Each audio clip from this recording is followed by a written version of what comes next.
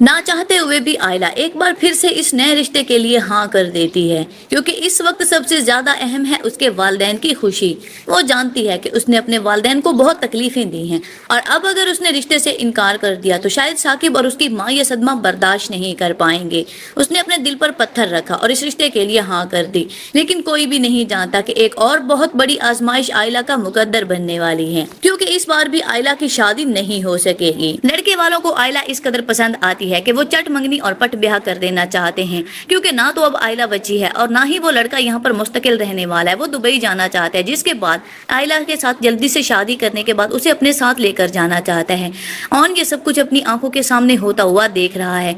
उसे ऐसे लग रहा है कि जैसे किसी ने उसका दिल बंद कर दिया हो। उसका दिल तो आयला के नाम से धड़कता है। वो कभी सोच भी नहीं सकता कि आयला किसी और की हो जाए, लेकिन अब सब कुछ अपनी आंखों के सामने होता हुआ देख रहा है। जब से ये रिश्ता हुआ है तब से आयला ने खुद को कमरे में कैद कर लिया है। वो किसी से बात नहीं करती, किसी से मिलना नहीं चाहती, जैसे वो खुद से भी रूठ चुकी हो। उसकी बहन जोया उसके पास जाती है, उसे समझाती है कि आयला, तुम क्यों खुद को इस तरह हलकान कर रही हो? रो रो कर तुम्हारा बुरा हाल हो चुका है।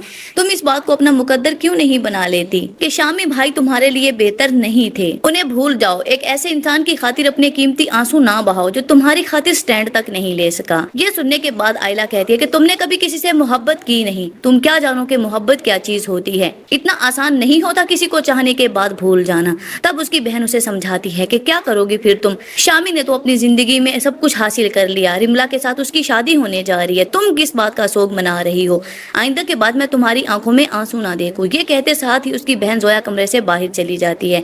आयला एक बार फिर से फूट फूट कर रो देती है। शामी की बातें, उसके साथ गुजारा अच्छा वक्त, उसके वादे, सब कुछ ऐसा लगता है कि जैसे कल की बात हो। उधर रिमला ने पक्की ठान ली है कि वो अपनी फुफ्फो की नाक में दम करके ही रहेगी, क्योंकि अगर वो खुद खुला का फैसला करती है तो ना उसका बाप उसे अपनाएगा और ना ही फैक्ट्री उसे मिलेगी। लेकिन अगर वो शामी और उसकी माँ की नाक में दम करे, उन लोगों को इस कदर जलील करे कि शामी खुद ही उसे तलाक देने पर मजबूर हो जाए, तो फैक्ट्री भी उसे मिल जाएगी और सबकी हमदर्दियां, मोहब्बतें भी उसे हासिल हो जाएंगी। आरफा तो खैर आरफा, उसकी भतीजी उससे भी मक्कारियों में 4 हाथ आगे निकली। वो इतनी आसानी के साथ तो हार मानने वाली नहीं है। अब देखना ये है कि रिमला अपनी चालों में किस हद तक कामयाब हो सकती है और क्या होगा शामी का अंजाम। जो कुछ आरफा बेगम ने आयला के साथ किया, उसका किस हद तक उसे अंजाम भुगतना पड़ेगा, क्योंकि जो लोग दूसरों की जिंदगियों में जहर घोलते हैं वो खुद भी खुश नहीं रह सकते। और इस बात का अंदाजा आरफा बेगम को तब होगा जब उसकी खुद की सखी भतीजी उसे तिगनी का नाच नचाएगी, उसे और उसके बेटे को वहाँ पर ला खड़ा करेगी,